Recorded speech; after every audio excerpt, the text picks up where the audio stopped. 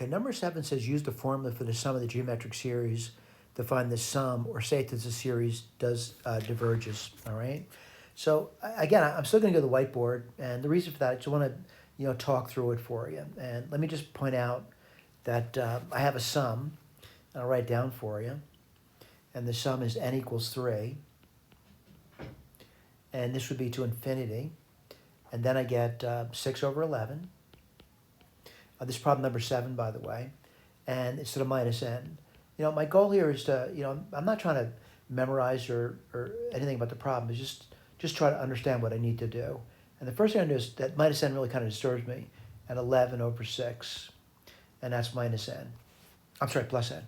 I'd get my eraser out. Just give me 1 second to do so.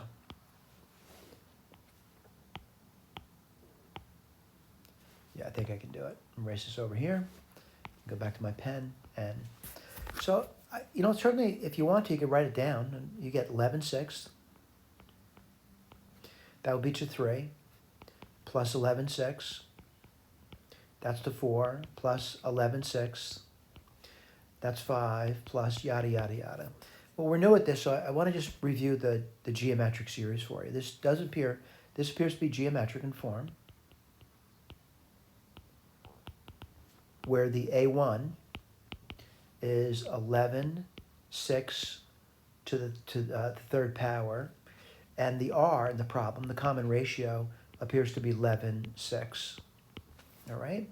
So someone could say, could you just simply say something about it? I could, but let's go through this. And what I want to point out is, maybe I should write it down as a summation, understanding this over here. Get my eraser out, and I'm just going to write the sum down for you. All right, let me just see if I can do that. And I'll write this down for you. So, maybe I shouldn't A1. Maybe I'll just go back and I'll just call it A. It is A1, by the way.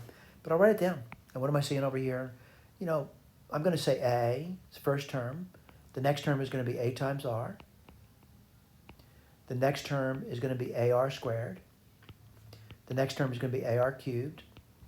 Plus yada, yada, yada. Now, I'm going to just put a finite one down for you. What do I mean by that? I'm just going to go to some arbitrary power. I'll say n. I'll call this Sn. And what I'm going to do now is I'm going to do Sn.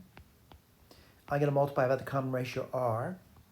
And what would you get? You'd get AR plus AR squared plus AR cubed plus AR4 plus, whoops, I'll put plus one over there, AR n plus 1. Just a little bit of review. And I'm going to subtract it now. So what I'm going to get, I'm going to take the top one, subtract the bottom, and you get 1 minus R times Sn. That's the nth partial sum, by the way. And what I noticed, if I subtract them, certainly I'd get A. I see that right there. This disappears, this disappears, this disappears. And by the way, everything disappears up to that. It's a term before that one. So we can get minus A times R to the n plus 1. What I'm going to do now is write down Sn now. This is for a finite geometric sum. You would get A times 1 minus R to the n plus 1 over 1 minus R. I'm going to look at the limit as n goes towards infinity of this. And that's going to be A times 1 minus R to the n plus 1 over 1 minus R. Well, the only way this is going to be, the limit's going to exist, by the way, and the limit, I'm hoping the limit would exist, would be A over 1 minus R. That's only going to occur, let me outline this for you, if this thing shrinks to 0. And the only way that could shrink to 0 is if the R is in that range over there between 1 and minus 1. And unfortunately, looking back over here, I want to point out the R here is greater than 1. So this series over here is going to diverge. Now, what does that mean? It means as we add these things together, it's going to get larger and larger and larger and go towards infinity. So it's the answer there is diverge. If you want to have a conclusion over here, this is why. It's geometric, and this thing clearly is greater than 1, which means it's going to diverge. There is no sum. Thank you.